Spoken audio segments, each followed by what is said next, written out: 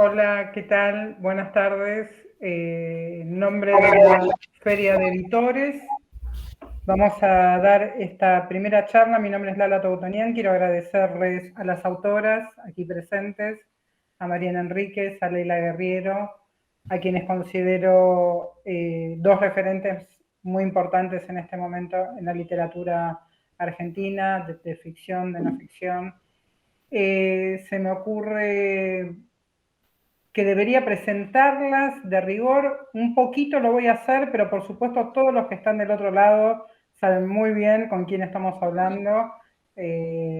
Saben que Mariana Enríquez es escritora, es autora, es docente, tiene escrito libros de ficción, libros de cuentos, relatos, de no ficción, de la mano de Leila, de paso.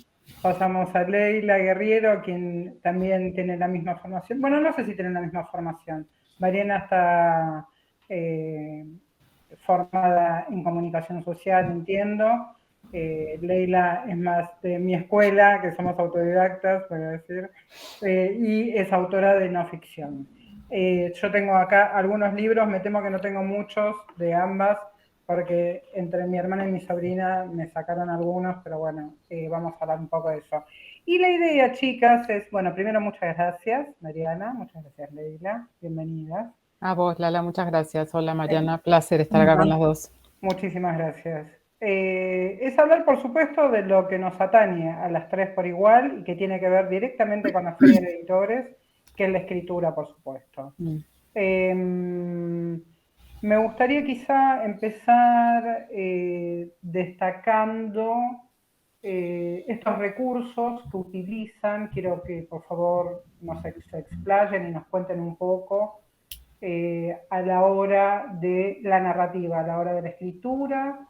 Estos recursos que apelan ustedes desde el periodismo quizás, porque, por ejemplo, creo poder decir, sin equivocarme, que la rigurosidad de Mariana en su ficción, en sus personajes de ficción sobre todo, están claramente tomados, o creo yo al menos, como los leo, como los interpreto, de, de figuras muy estudiadas, muy investigadas. Mariana sabe mucho.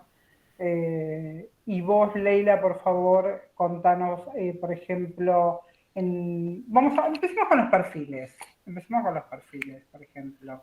Tu perfil de lo último de Lapus Gelber, por ejemplo, Mariana con, Silvino Campo. con el de Silvino Campo, que lo hicieron juntas, ¿verdad? No, lo hizo Mariana, yo lo edité. Entonces, Mariana hizo todo.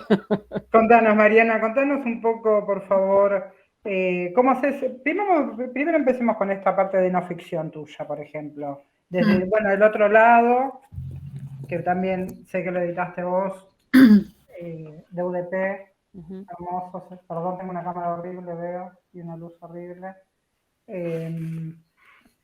Chicas, me lo comí, las 1000 páginas, ¿cuánto tiene? Sí, no sé si 1000, pero debe ser como No, 800, ¿no? 700, sí. 700 y algo, sí. Extraordinario trabajo de ambas partes. Mariana, contanos un poco el proceso de todo. ¿De este o de los demás? A mí, De la hermana menor, empecemos un poquito con la no ficción tuya y después seguimos con tu. yo tengo en mi cabeza la no ficción y la ficción están absolutamente escindidas. Es una cosa que me cuesta explicarle a la gente, es una cosa que no me cuesta para nada explicarme a mí porque es totalmente natural para mí. Pero para mí la no ficción es un espacio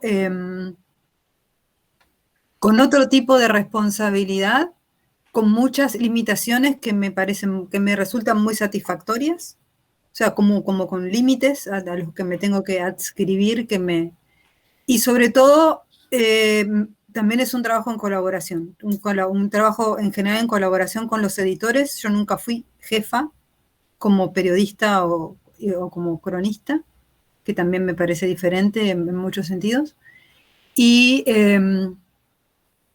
en cambio, para mí el trabajo de ficción es totalmente dentro de mi cabeza, no tiene no escribo para nadie, no escribo con nadie, no tengo ninguna jefa, nada. O sea, es como, bueno. El otro lado que editó Leila es una recopilación de mi trabajo periodístico urgente, diría yo, en medios, porque lo otro que trabajé con ella, que es sobre todo los dos perfiles, uno que hice de Alejandra Pizarnik y otro de Silvino Campo, que casi fueron consecuencia uno del otro, fueron trabajos con mucho tiempo, con mucho archivo, con la idea en la cabeza de un libro, que también es una idea diferente de cómo plantear un trabajo de no ficción. El trabajo del otro lado es una recopilación en general de cosas urgentes, cuando digo urgentes digo periodísticas, y también en muchos casos cosas que yo publiqué y escribí bajo presión monetaria. ¿Me explico? O sea, es un trabajo. O sea, hay, por ejemplo, un montón de columnas que son como columnas protofeministas y qué sé yo, que sí reflejaban mi pensamiento en ese momento, pero yo tenía ganas de escribir de eso y no, qué sé yo, pero era lo que se me pedía, yo necesitaba esa guita y lo hacía. Esas son las cosas que a mí en la ficción nunca me pasan. Digamos, a la no ficción la tengo, creo, muy asociada con el trabajo, no lo digo en un mal sentido, o sea, porque yo trabajo eso y es un trabajo alucinante porque es un trabajo que me gusta. Y a la no ficción no. El libro de Silvino Campo llevó no sé cuántos meses, pero unos 5 o 6 meses, relativamente poco. Me terminó sirviendo para la ficción, porque no hubiese escrito a la familia rica de nuestra parte de noche sin eso, la verdad. Y, y otra de las cosas que cuando digo que es en colaboración con los perfiles, a mí todo lo que es el trabajo de hacer las entrevistas, de ir a por el archivo y qué sé yo, me parece que es un trabajo de hacer que hable el otro. Cuando habla la ficción, hablo yo. No digo que esto le pase a todos, no creo que sea una regla, no creo que le pase a todos los escritores, pero creo que la experiencia de un escritor que trabaja en no ficción y en ficción, para todos es muy diversa y para muchos tiene muchos más vasos comunicantes conscientes. Después están los inconscientes, que creo que también hay, pero que yo no me doy tanta cuenta porque yo creo que el escritor está mucho menos en control de lo que hace, de lo que piensa que está más en control, yo creo, y no estás tan en control. Mira, me resulta muy interesante esto que decís, me está súper claro, porque me parece a mí que lo que lográs en la ficción es justamente es esto, valga la redundancia, ficcionar un problema, o sea, estos problemas o este acontecer nuestro, por ejemplo, el argentino, político, social que vivimos, y lo haces un género literario, o sea, lo lográs hacer desde el terror, desde lo fantástico y demás. Eso a mí me parece que, o sea, como que tomás elementos de una arquitectura, de una estructura, para llevarlo, o sea, con esta base periodística que tenés, claramente, como subeditora de Radar que sos, y lo llevas a la ficción. Y además, a mí me parece, perdón. Perdón, pero igual ojo con eso también, ¿eh? Porque eso, por ejemplo, lo de llevar algo de la realidad, de lo social o de lo político al género, yo lo tomé de Stephen King, no del periodismo. O sea, lo que quiero decir, en serio. O sea, para mí, digamos, de donde yo lo saqué es de Carrie, Claro. no de mi trabajo periodístico. Entonces, quiero decir, no digo que no esté el trabajo periodístico en la ficción, digo que cuando el escritor ejecuta, digamos, lo que hace, la influencia y de dónde toma las cosas, que suele ser muy caprichosa, por suerte, en general tiene que ver con cosas que a lo mejor el que lee asume por el trabajo que tiene el escritor en otras cuestiones que vienen de ese lado. Y a lo mejor no. O sea, yo de verdad empecé dije, o sea, mi momento de eureka, de decir, puedo meter lo social y lo político en la ficción, vino cuando leí a Stephen King, no como periodista, ya trabajo, o sea, no, para nada, ¿eh? Después, que use cosas del periodismo y que obviamente haya cosas yo no diría del periodismo, diría de algunas, de algunas cuestiones que tienen que ver con la sensibilidad con lo real, ponele, puede ser que vengan del periodismo, pero el impulso no. No, está bien eso, quizás no el impulso, sí que el acontecer quizá de de la realidad, como ser el tema cuando tomás el tema de los desaparecidos y demás, eso ya está hasta desligado del periodismo.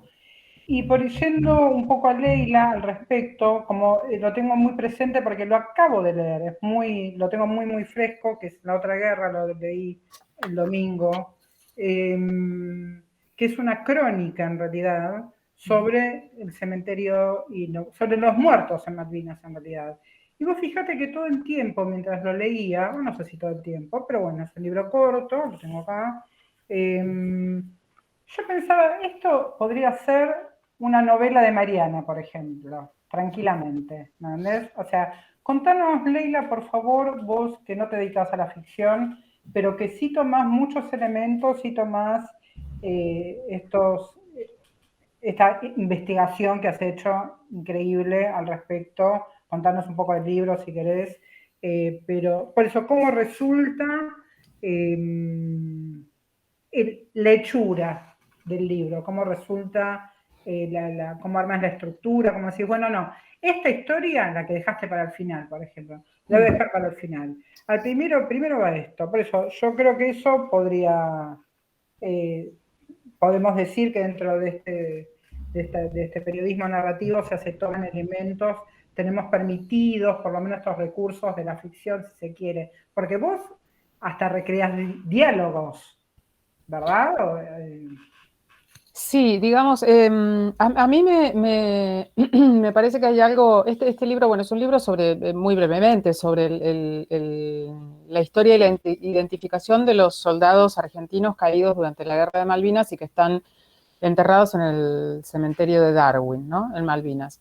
Entonces a mí lo que me interesó de todo esto es, bueno, los tremendos encontronazos y problemas de toda índole que se generaron en torno a una idea casi simbólica que es la identificación, ¿no? O sea, en torno al símbolo de la identificación, de decir en esta tumba está tal y en esta tumba está tal, se generaron una enorme cantidad de problemas. En principio, la primera sorpresa podría ser para alguien que está como desde afuera ver que la Asociación de Familiares de Caídos en Malvinas se oponía a esa identificación, ¿no? Entonces, para desentrañar eso, porque uno a priori diría, bueno, ¿cómo puede ser? Es como si, no sé, como si alguien dijera, no quiero saber dónde está. Claro, no quiero saber, y oponerse de una manera tan férrea. Bueno, entonces desentrañar eso me resultó sumamente interesante. Pero yo digo, no escribo ficción y cuando Mariana estaba hablando,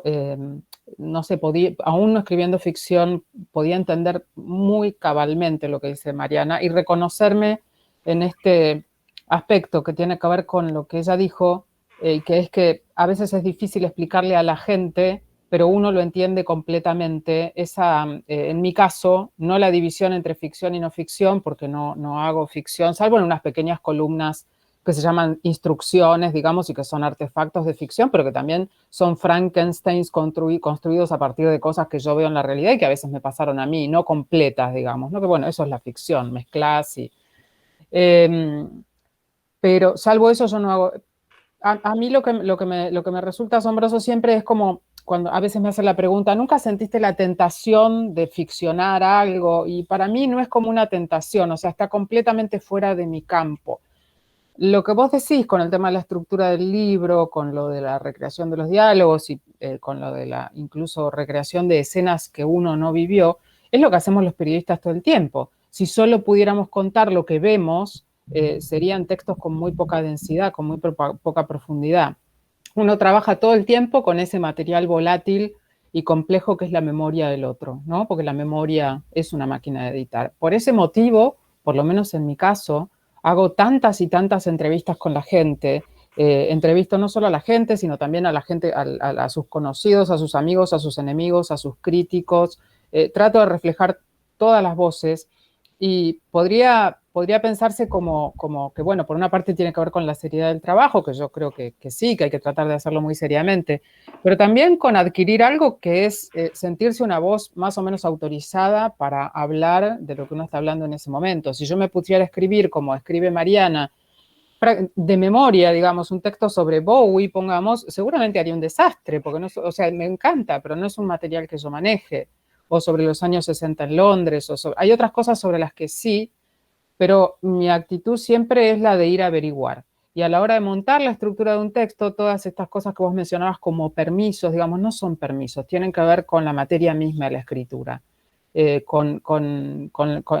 no ficción también maneja lo que se maneja en la escritura de ficción, cosas que tienen que ver con el punto de vista, que tenés que decidir cuál va a ser, la tensión dramática, entender con qué escena vas a arrancar para que ese arranque no sea un arranque caprichoso, arbitrario, que impregne al texto desde el comienzo, quizás, si es lo que querés hacer, del clima que querés que tenga el resto del texto, o quizás al contrario, querés provocar un contraste, querés provocar un sacudón. Son todas cosas que tienen que ver con la factura de la escritura en sí, y esto no tiene que ver, obviamente, digamos, estamos habituados a ver esos recursos quizás más espléndidos y más, y yo los aprendí de ahí, de la lectura de la ficción, pero la no ficción, en ese punto, a pesar de que tiene todas estas cosas de las que habló Mariana, esta especie de corset, ¿no? Que a mí me resulta muy satisfactorio también, tener esos límites, tener esos bordes, mientras manejes materia prima real, digamos, si sea algo que lo averiguaste y lo chequeaste, podés hacerlo. Reconstruir escenas del pasado es algo que podés hacer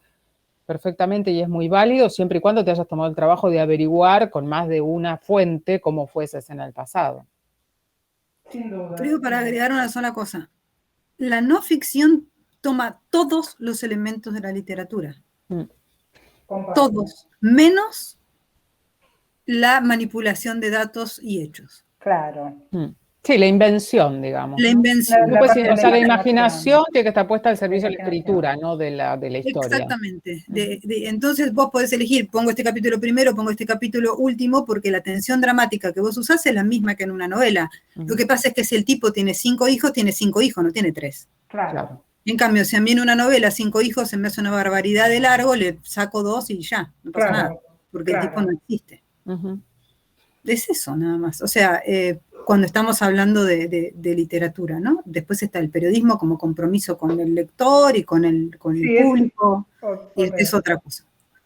Sí, vos fíjate que igual, ahora hablando un poco de este libro de Leila, este último, se me ocurrió algo, pero tengo apuntadas algunas cositas y esto no lo tenía pensado, pero me parece crucial también que la junta y las toca, y a todas, y me voy a incluir, que es el tema de la identidad. Mariana también trata el tema de la identidad en algún momento en la ficción. Yo creo que muchos de los cuentos de la tabla de Ouija, por ejemplo, o en tantos que apela a esa cuestión, o este libro que es esta búsqueda justamente de la ficción, de la identidad, perdón.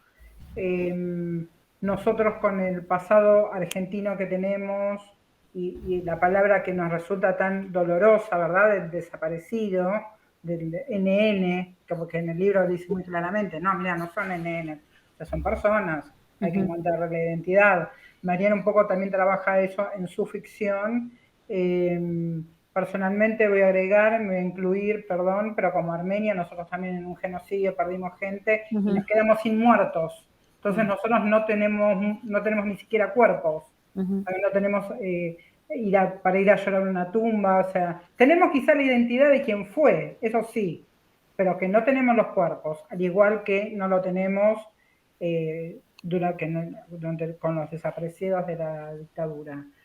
Y otra cosa que hace Mariana, que a mí me resulta muy interesante, por ejemplo, en esta gran novela, ¿no?, que se ha llenado de premios y de nominaciones, por suerte, me parece extraordinaria Nuestra parte de noche, que es algo, contanos por favor cómo es que se te ocurrió o cómo es que hiciste, inventaste o creaste esto de meter un cuento como era La casa de Adela, la volviste parte de la historia, y me parece que tiene que ver un poco con lo que decías antes, esto de que el punto, como decía Leila, es la imaginación, ¿no? O sea, ¿te resultó justo La casa de Adela ideal? ¿Cómo fue que dijiste, esto va acá?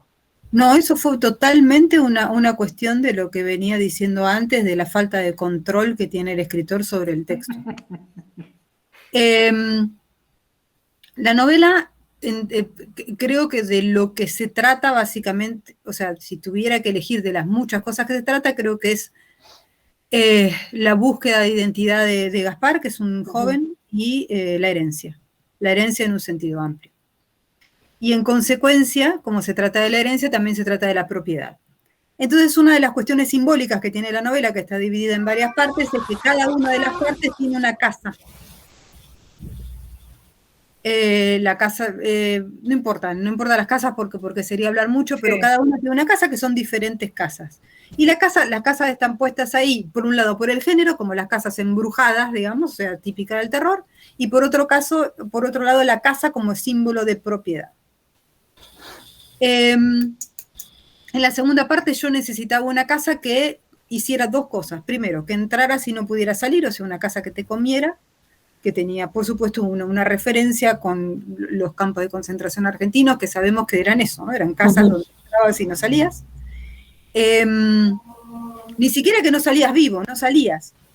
O sea, te convertías en un fantasma, desaparecías porque te llevaban a un lugar y eso se hacía secretamente y desaparecía tu cuerpo. Por supuesto está relacionado con eso, estaba mucho más relacionado en el cuento a lo mejor que en la novela. Y necesitaba que la casa fuese de adentro diferente a de afuera, como que fuese una casa tramposa, ¿no? O sea, una casa que en ese sentido también trabajara con el tropo del terror de parecer una cosa y no serla, o sea, con lo siniestro. Vos la ves, es una casa común, te da un poco de miedo, pero en realidad, y cuando entras es totalmente diferente en todos sentidos, es más grande, es más chicle, qué sé yo. Eso es una cosa que además robé de una novela que se llama La casa de hojas de Mark Danielewski, robé de ahí. Pero para él es otro tipo de horror, el horror arquitectónico que elabora él. Bueno, cuando estaba escribiendo esto, dije, mira, yo ya escribí esta casa. Esta casa la escribí en un cuento, en La casa de Adela. Entonces dije, bueno, esto era muy principio de escribir la novela. Dije, ¿por qué no traslado la casa? Y ya que traslado la casa, ¿por qué no la traslado a la nena? A ver cómo funciona la nena, ya tenía escrito a los otros chicos. Y a ver cómo esa nena charla con ellos, trabaja con ellos. Eso es uno de los mecanismos de la ficción que a mí me gustan, ¿no? Es como traer un actor, ¿no? Decirle, a ver, improvisen. Y les hice eso, improvisen. Y cuando improvisaron, me di cuenta, a Adela le falta un brazo, a los miembros de la orden, que son como los malos, la marca que les deja el dios que veneran es la mutilación. Y dije, bueno, y entró, y cuando entró en la trama, desató la trama. O sea, no es que yo la tuviera enredada tampoco en ese momento, sabía para dónde iba, pero la desató, o sea, se convirtió en una motivación para el protagonista, se convirtió en parte de la historia, trajo una falsa crónica que hay en el medio sobre una fosa común donde supuestamente está su papá. En fin, desató una parte narrativa, digamos, de la novela que yo no lo esperaba. Pero cómo pasó fue, yo te diría, casi un accidente. Un accidente que inconsciente, etcétera, qué sé yo, pero no fue una decisión. No es que yo dije, me voy a autocitar y voy a poner mi cuento. Una vez que ocurrió, sí, es una autocita de mi cuento, por supuesto. Pero no fue una decisión consciente anterior, sino que fue algo que fue sucediendo. Una novela tiene eso, una novela es totalmente difícil de controlar en ese sentido. Como esa tengo 1000, esa es la más evidente, digamos, ¿no? Ya. A mí, perdón, para agregar algo a esto que preguntabas vos, Lali, y lo que dijo Mariana, a mí me tocó editar el libro de Mariana, El otro lado, y en paralelo, fue un proceso muy largo y todo, y en paralelo Mariana publicó esta novela absolutamente admirable, que es Nuestra parte de noche, y fue un trabajo muy impresionante porque yo estuve leyendo las crónicas y textos más urgentes que hizo Mariana desde, no sé, Marian, los años 90 hasta ahora. Y realmente Mariana tenía un archivo impresionante, muy prolijo en papel también y mucho digitalizado. Y fue muy impresionante hacer esa lectura paralela de esos textos y ver de qué manera, de alguna forma, todo ese trabajo periodístico se expandió y se desató en la novela en términos de miradas sobre la sociedad, temas que aparecían en el trabajo periodístico, los cortes de luz de los primeros años de la democracia, el HIV, digamos, los desaparecidos, la dictadura, bueno, yo había editado también La hermana menor, entonces también esta cosa de las clases altas que había aparecido ahí casi como una sorpresa para Mariana también, digamos, porque sí, las clases altas son espacios a los que en general no accedemos tanto, y cómo aparecía esto ahí, fue como muy impresionante, porque fue como ver a alguien que está desarrollando una manera de ver desarrollando y poniéndola ya en los artículos periodísticos de una manera muy contundente, digamos, ¿no? Pero fue como ver todo eso derramado y cómo en la novela todo eso fue como un superpoder, ¿no? De una manera muy impresionante. O sea, no con historias concretas o del todo reales, pero digamos, estaban todas esas cosas allí desplegadas. Y no sé, fue como una lectura de altísima intensidad para mí, la lectura de la novela, ¿no? Y me Es dio como mucho gusto. vampirismo para mí. Sí, totalmente. Es vampirismo, o sea, es tomar de lo real, digamos, para mi beneficio, digamos, ¿no? Para mi entretenimiento, que después de escribir una novela. Y poder contarme todo eso que me interesaba de vuelta, y contármelo a mí mismo y entender por qué me interesaba también. O sea, es como darle un orden, sacarlo de la urgencia, quiero decir. Para mí, digamos, la escritura de la ficción es sacarlo de la urgencia. Y por supuesto, tengo la enorme suerte de poder hacer periodismo solo con los temas que me interesan. Que eso es una suerte, porque no todo el mundo puede, digamos, uno lo mandan y ya. Durante un montón de tiempo me mandaron y ya. También lo usé, ¿no? Pero... Sí, así No, se yo empieza. creo que también tiene la ficción, tiene esa capacidad de vislumbrar de alguna forma el futuro, de avisar el futuro en algún punto. Yo creo que uno de los mejores textos que se escribió durante esta época de pandemia, además de algún texto de Paul B. Preciado que leí que era muy bueno, fue un texto de Mariana en la contratapa de página 12, que era un cuento.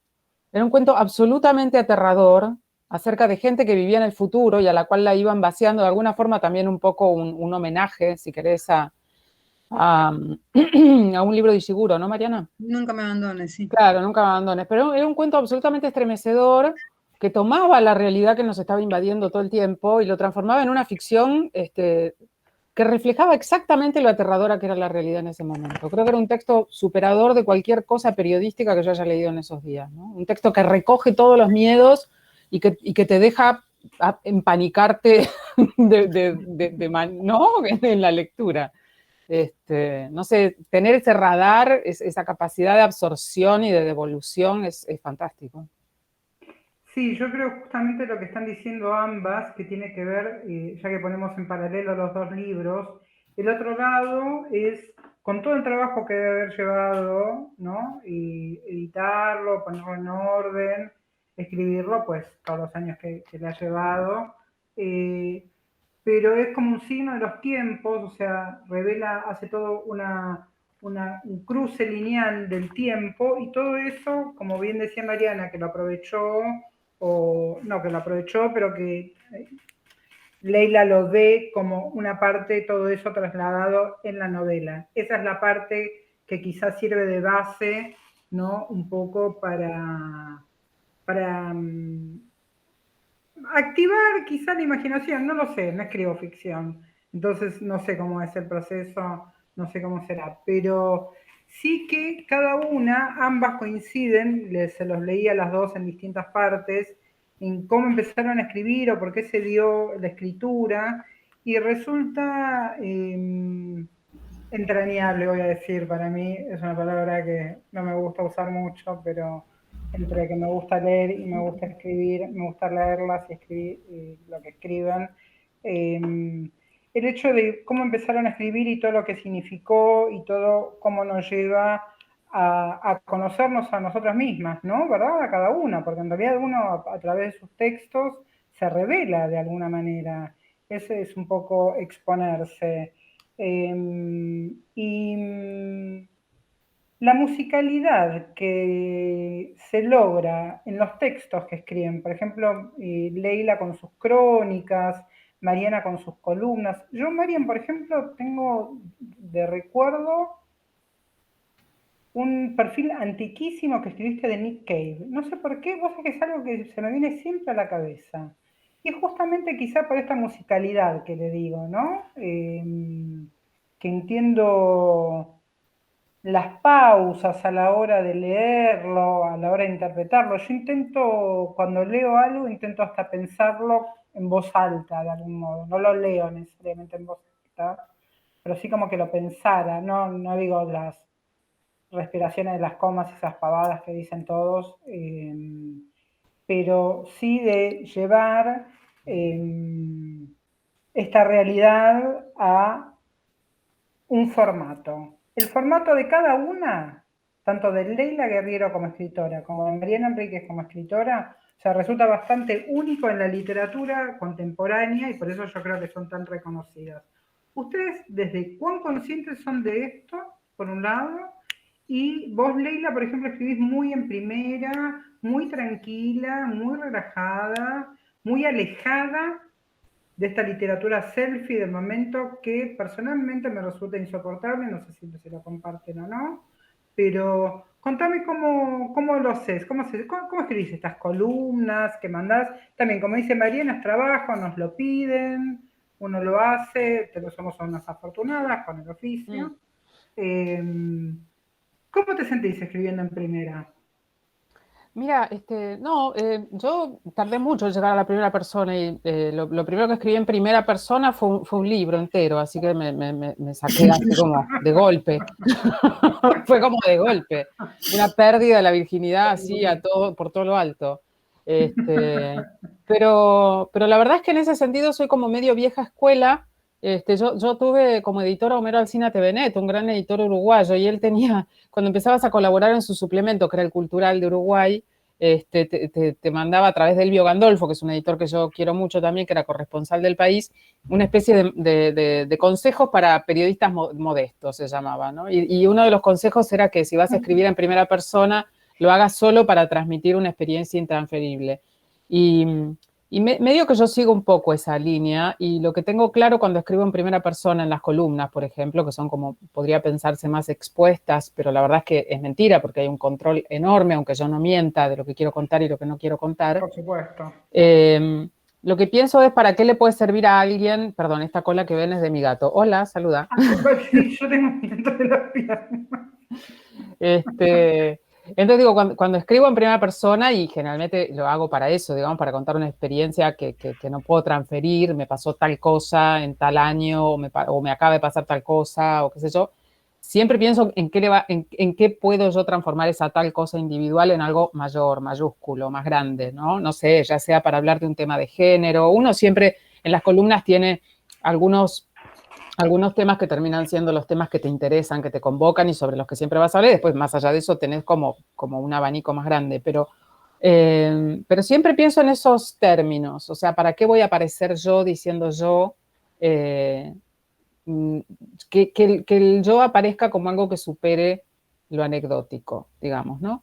Y por supuesto es algo que uso mucho, qué sé yo, no sé, en las conferencias o los trabajos más, no voy a decir ensayístico, porque yo no hago ensayo, pero textos que reflexionan sobre la escritura, porque parten de una experiencia propia, y yo pretendo que quede claro que esa es mi experiencia, que no es la experiencia, no levanto el dedito en tercera persona diciendo esto debería ser así porque no sé qué. Entonces, esa es un poco mi relación con la primera persona. Trato, y no creo que siempre me salga, pero trato de evadir esto que vos decís de la literatura selfie, digamos. Igual a mí, los textos autorreferenciales a mí a veces me resultan sumamente interesantes, movilizadores, incluso, bueno, Mariana tiene muchísimos de esos y varios de ellos están recogidos en el otro lado, pero me parece que son tan interesantes y magnéticos e inolvidables, e incluso, digo, creo que muchísimos de sus lectores recuerdan textos suyos acerca de cuestiones relacionadas con temas fuertes, no sé, el aborto, su decisión de no tener hijos, etcétera, etcétera, porque hay un grado no hay un grado de exposición vacuo, sino un grado de compromiso y de algo muy genuino con eso que se cuenta. Y después, en cuanto a lo que decías del uso del lenguaje y eso, bueno, yo creo que tiene que ver con la búsqueda medio permanente de una voz propia, en la cual uno trata de no copiarse uno mismo, que eso es bastante patético, ¿no? Estar haciendo todo el tiempo el mismo chiste o tener siempre como la misma voz es bastante patético, pero dentro de esa voz propia hay una flexibilidad en términos de que yo no puedo escribir un libro como La otra guerra, suponte, que es un libro corto, pero es un libro con el mismo lenguaje encendido con que escribo una columna de 300 palabras, porque en un libro ese lenguaje tan encendido, tan condensado, se transforma bueno, en una torta con dulce de leche, merengue, crema, frutillas, grajeas, puntillas y todo lo que quieras. O sea, hay que tener, yo por lo menos trato de tener ese control sobre la escritura, ¿no? Pero claro, la música, las palabras, para mí es absolutamente todo, digamos. Sí, o de agregarle esta acción dramática, digamos, ¿no? A veces. Cuando yo me refería a esto de lo autorreferencial, en todo caso, lo decía porque yo también lo disfruto mucho, por supuesto. Soy una gran lectora, no sé, de Kapuscinski, por ejemplo, así que o sea, siempre leí cosas suyas, muy bueno, no quiero nombrar a nadie igual, de él se me fue el nombre, pero como cronista, ¿no? Que fue de una gran época, bueno, toda la época soviética, por ejemplo, con el imperio y demás, sino que un poco me estaba quejando, voy a admitir, diré mal criticando a una forma nueva de literatura que encuentro, de narrativa sobre todo, sobre que te ocurrió determinada cosa, por más insulsa que sea, o insulsa, no, que sea importante, cómo no, para la vida de cada uno. Y lo haces libro, y lo vendés, y hablas sobre eso, y no.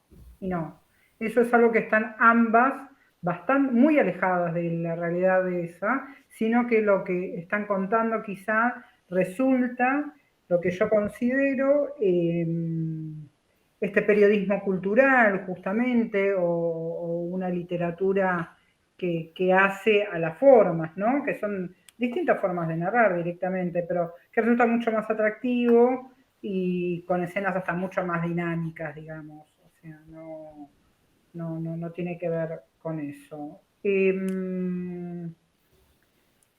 A mí me parece que lo que ambas logran es pintar una época, que es lo que más o menos hacen los autores en general, ¿no? Si leemos a Shakespeare, si leemos a cada uno en su época, es lo que han logrado. No voy a preguntar una tontería así como hay un compromiso al respecto, ni nada por el estilo, pero sí quiero saber si se dan cuenta de que lo hacen. No sé, a mí, por ejemplo, no sé, Mariana, vos escribiste con tu tour, esto me disculpo, no lo leí si lo hiciste, tu tour que seguiste a Suede, por ejemplo, ¿escribiste algo al respecto? No, todavía no. Ya lo voy a hacer tengo comprometido, después me recolgué porque este año no escribí nada, un libro sobre Suede que va a terminar siendo un libro sobre qué es ser fan y todo eso, y estoy como en plena investigación de todo eso y sobre todo qué es ser fan vieja, ¿no? Porque yo fui fan joven y fui fan vieja y como fue cambiando como toda esa cuestión. Pero, a ver, yo creo que es muy difícil, incluso aunque escriba fantasía épica, es muy difícil no tomar cuestiones que tengan que ver con lo real y en consecuencia hablar de tu época. Por la sencilla razón de que vivís en tu época. Exacto. Y las experiencias que tenés, las tenés ahora y en este momento, entonces no hay manera de que eso no se filtre de alguna manera, aunque elijas esto, ¿no? Aunque elijas uno de los géneros más alejados, si querés, de la realidad, no sé, la ópera espacial, la fantasía épica, todos estos géneros que están muy, muy lejos. Sin embargo, yo creo, por ejemplo, como Leila, yo soy también muy old school, entonces creo que la primera persona se tiene que usar, en mi caso la uso de una manera más mixta, y es cuando el cronista, digamos, de alguna manera termina siendo protagonista de la historia, por ahí no protagonista principal, quiero decir, ¿no? O sea, actor, ¿no? De reparto, si querés. pero absolutamente necesario. Yo también me saqué la primera persona de encima en un libro, en Alguien camina sobre tu tumba. Todas las crónicas son crónicas en primera persona. Me parece muy, muy curioso además que ahora también Leila está escribiendo sobre un cementerio. O sea, creo que eso es algo que habla de la época. Al que no fui. Al que no fuiste casi. Pero no importa. Decirle a un quien que te lleve. Habla de la época, que habla de la Argentina y qué sé yo, y eso no es porque en mi caso yo no ¿cómo decirte? La relación con el cuerpo ausente es algo que habla de la época. Y que no sé si tiene que ver con el compromiso, como se entiende la literatura comprometida o como se entendía la literatura comprometida en términos sartreanos. Lo que quiero decir es que sí estamos como atentas a ciertas partes digamos, de lo político simbólico, digamos, que te interesa de alguna manera. Pero eso, yo no, insisto, no sé si es posible evadirlo tanto, quiero decir. Entonces, otra cosa es ser el escritor comprometido con una militancia, quiero decir, que eso es como el escritor comprometido en el sentido sartreano. Pero después, o sea, que incluso en un momento, a mí particularmente, por ejemplo, me parece como que fue un gran problema en un momento porque, por ejemplo, es uno de los motivos por los que se relegan los géneros de la imaginación, entre paréntesis, como géneros menores, porque se los considera como géneros de elevación que no podían hablar de la realidad. Y si vos pensás, toda la Guerra Fría, lo que mejor contó la Guerra Fría fue la ciencia ficción. No lo único, pero sí lo mejor. Porque había algo, digamos, de esas invasiones, digamos, y de ese miedo al otro, que nadie lo expresaba mejor que la ciencia ficción, y además de forma más popular. Vos podés encontrar quizás millones de otros libros extraordinarios escritos sobre la época en otros registros, pero en un cómic, digamos, que podía leer todo el mundo y que estaba como súper cerca de la gente eso, bueno. Entonces pensar, digamos, que el género no es incapaz de tratar con lo real y de pensar sobre lo real y sobre lo político y sobre lo público, etcétera, es un error, digamos, ¿no? Es un error que también entiendo históricamente, ¿no? Porque había como, supongo, en ese momento y sobre todo cuando se leen esos textos, había como una necesidad de conexión que es otra. Y también había un ánimo que es otro. O sea, había un ánimo, quiero decir, había como una necesidad y un empuje de cambiar la realidad y qué sé yo, que ahora veo que no. O sea, esta es una época mucho más desesperanzada, quiero decir. Sin duda, sin duda. Bueno, así que sí, eso. Quiero decir, me parece que es digamos no. Y en cuanto a la música que hablabas antes, yo también, como soy vieja escuela, a eso le digo estilo. Claro. Digamos, sí, yo también digo estilo, yo uso mucho. Sí, no le digo ritmo, no le digo nada de eso, yo no sé cómo lo hago. O sea, es lo que decíamos antes de que es muy obvio para mí, muy difícil de explicar. Yo no sé cómo lo hago. Sé, por ejemplo, que hay partes que acelero, partes que desacelero, partes que son más líricas, partes que qué sé yo, pero ¿por qué lo voy poniendo? Eso no es tan arquitectónico, quiero decir. O sea, no es tan clavo esto acá y le pongo esto acá, sino es como que ocurre, sucede. Eso es, una vez que encontrás tu voz y encontrás tu estilo, es como una cosa más natural y muchísimo más fácil, quiero decir. O sea, no estás todo el tiempo como viendo este clavo, ¿viste? Tiene que estar justo acá porque tiene que sostener toda esta estructura. Eso sí, lo podés hacer al principio, lo haces un poco impunemente cuando empezás a escribir. Es parte de tu formación de experiencia, siempre terminás aprendiendo cosas nuevas y como alguna técnica nueva que le podés, pero después llega un momento, digamos, que entrás como en esta especie de dictado, como decía Fogwell, que es verdad. Y eso es el estilo, qué sé yo. Y creas tu estilo, sí, sin duda. Qué interesante esto que vayas a escribir un libro sobre lo de Suede y lo de ser fan, que yo también soy una fan vieja, fui una fan joven. Justo leí hace poco algo que escribió Leila sobre que iba a hacer una nota sobre las mujeres de rock y que Celeste Carballo le dijo que no, y que qué bien que le dijo que no. Eso lo vamos a tener que lo cuentes. Igual, Mariana, permitime decirte primero que yo creía que ya mira, lo tenía súper a mano, con Este es el mar, habías hecho ya tu gran homenaje a lo que fue nuestra vida de rockeras, digamos. Pero es un libro de fantasy, tengo ganas de escribir Sí, sobre... de fantasía total, sí. Tengo ganas de escribir en otro registro, en un registro medio ensayístico light, ¿no? Sí, O sea, sí. Esto lo voy a releer dentro de poco, porque ahora que me acordé que lo tengo acá a mano, a mí me gustó, yo lo sentí eso, como un homenaje a nuestro tiempo.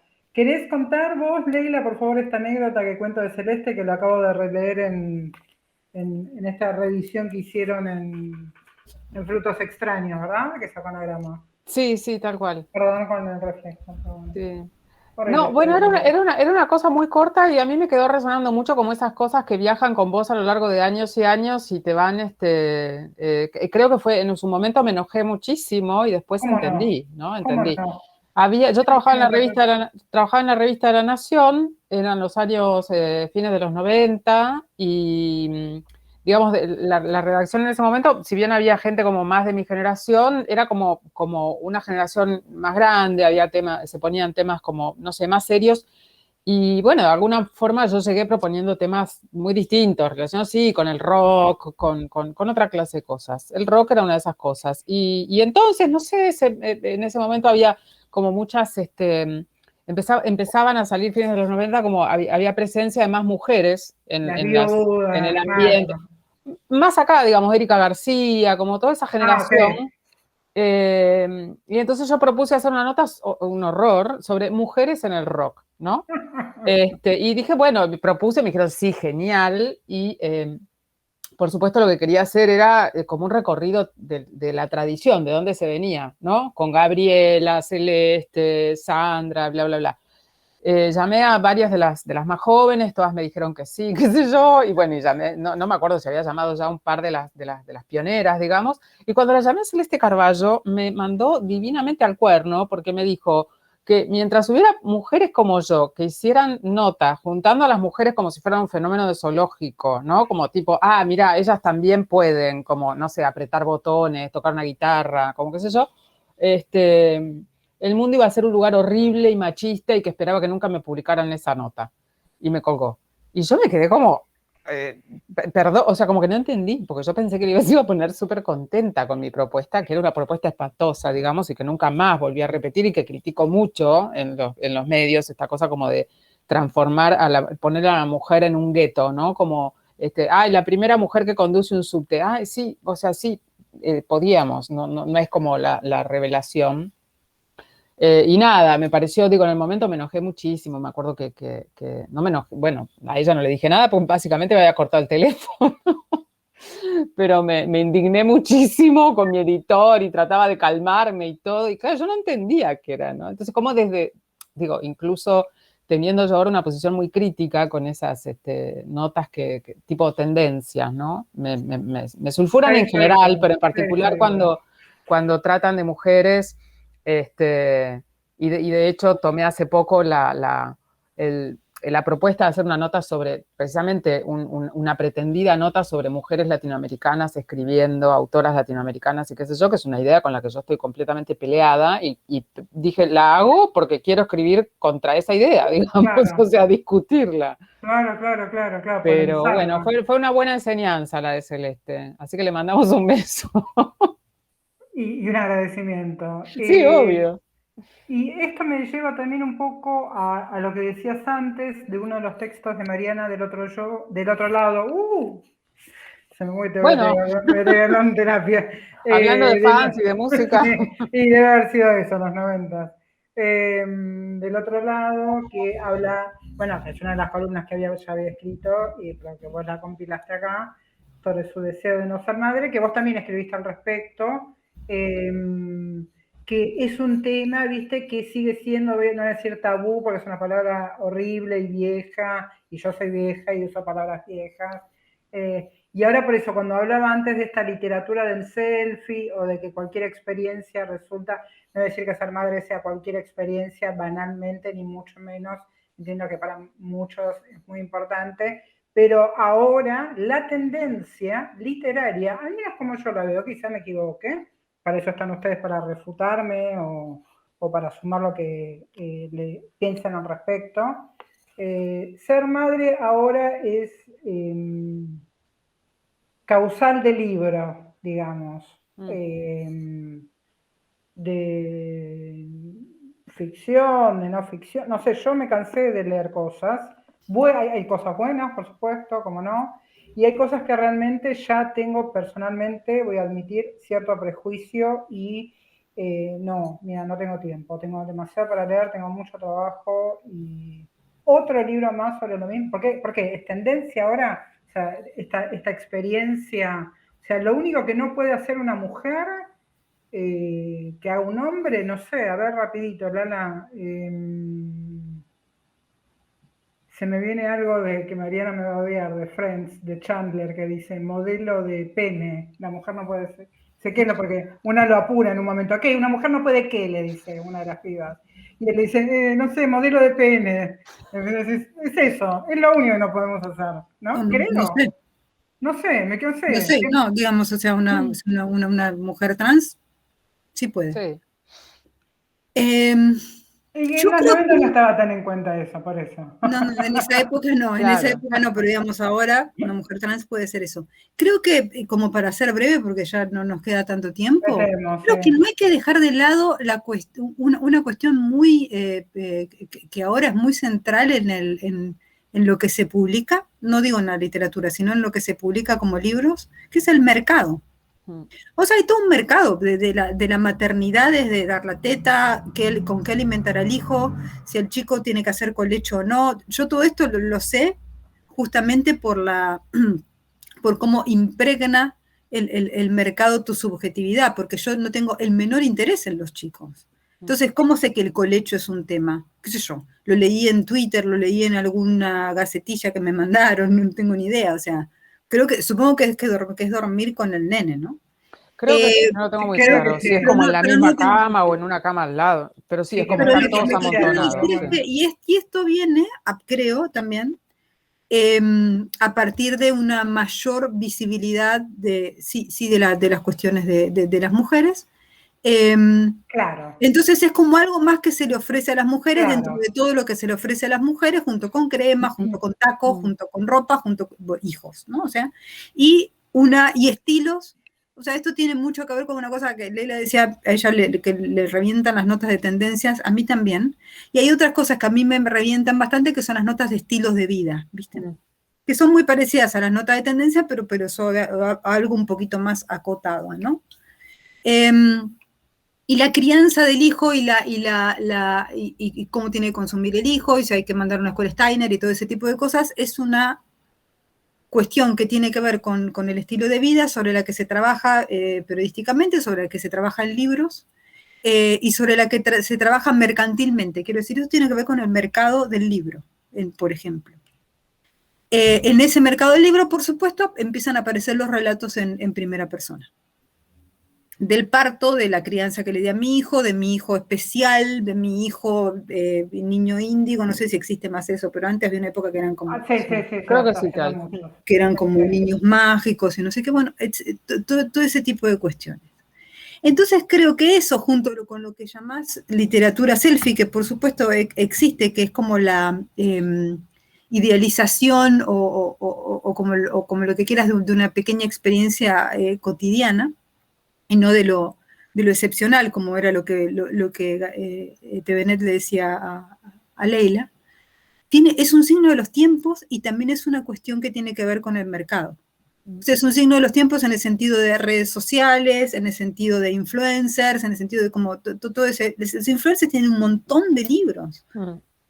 Yo tengo amigas que hacen tapas de libros de influencers, por ejemplo, y que las conocen a las influencers, toman un café con ellas y me llaman por teléfono y me dicen, no sabes. Y además tiene 23 años y ganó. ¡Qué miedo!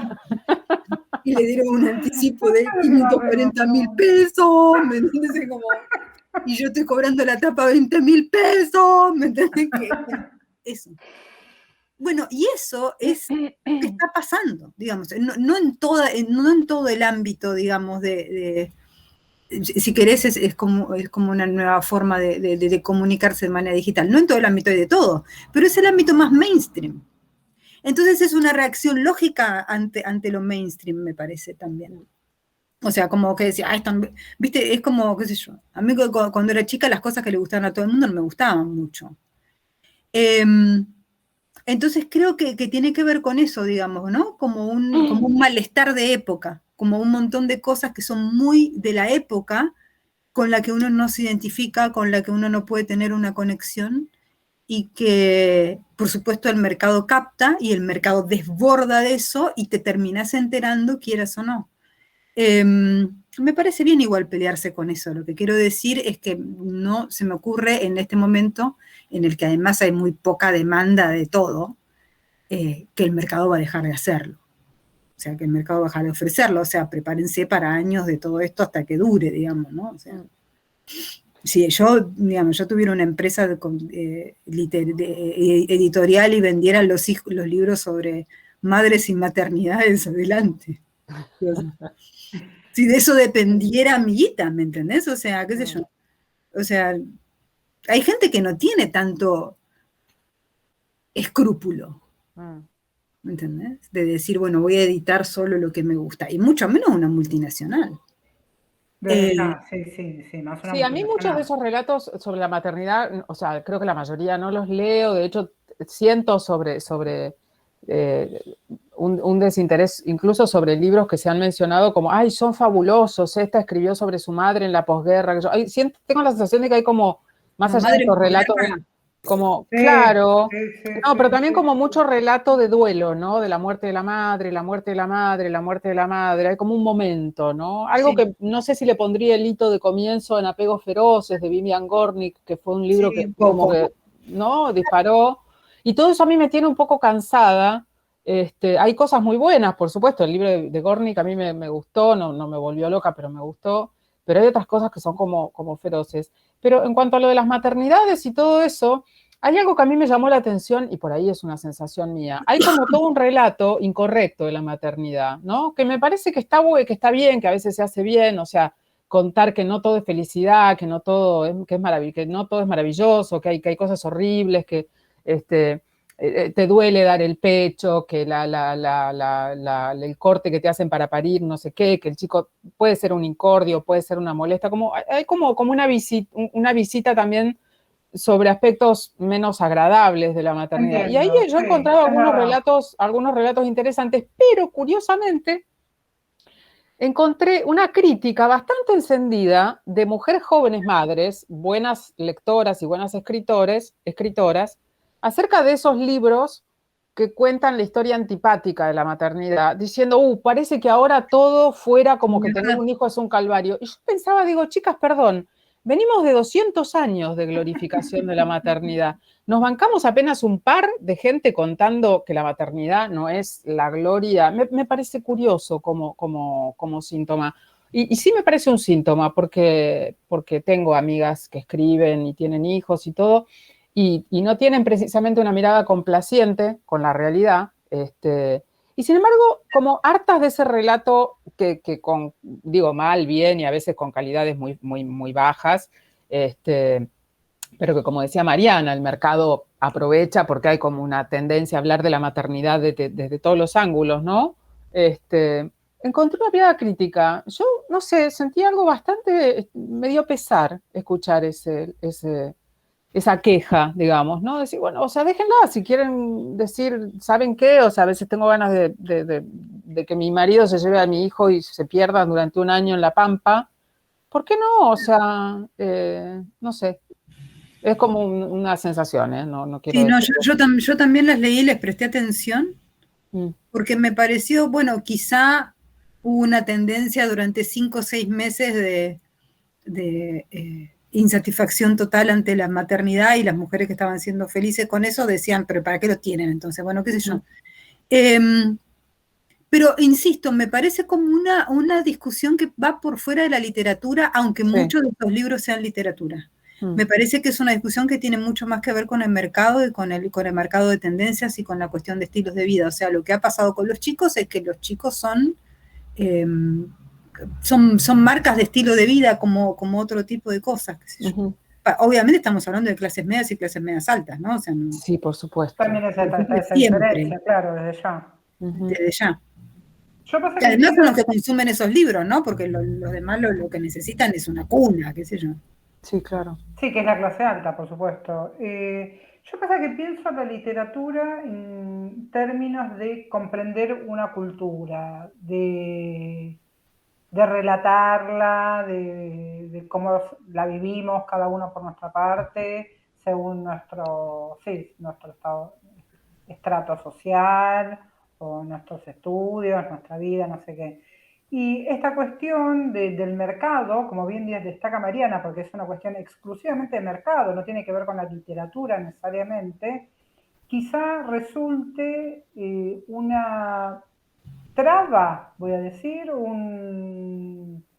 una molestia en lo que uno pretende, que es leer algo bueno, escribir algo bueno, publicar algo bueno, que haya... Yo por eso celebro tanto las editoriales independientes, ¿verdad? O sea, que tienen un poco más de, no sé si libertad, pero sí, por supuesto que las grandes multinacionales van a ir a... Hoy leí una nota espantosa sobre Amazon y los libros más vendidos al respecto, y la iba a subir a Twitter en plan, no lean esto, pero es, claro, es un oxímoron, o sea, es una contradicción en sí misma. Que un libro no es necesariamente literatura. Claro. Y No eso estamos de acuerdo, por es una cosa como que hay que hay que entender tanto como que lo virtual es real y todo ese tipo de nociones, digamos, ¿no? O sea... Lo virtual es real, sí, sí. Y los libros no son todos literatura. No. Hay un No, montón de literatura, de libros que son literatura y que son literatura mala, que es otra cosa, pero hay un montón de libros que no son literatura y que no están diseñados para eso. O sea, la gente no lee solo literatura. La gente lee otro montón de cosas que no son literatura.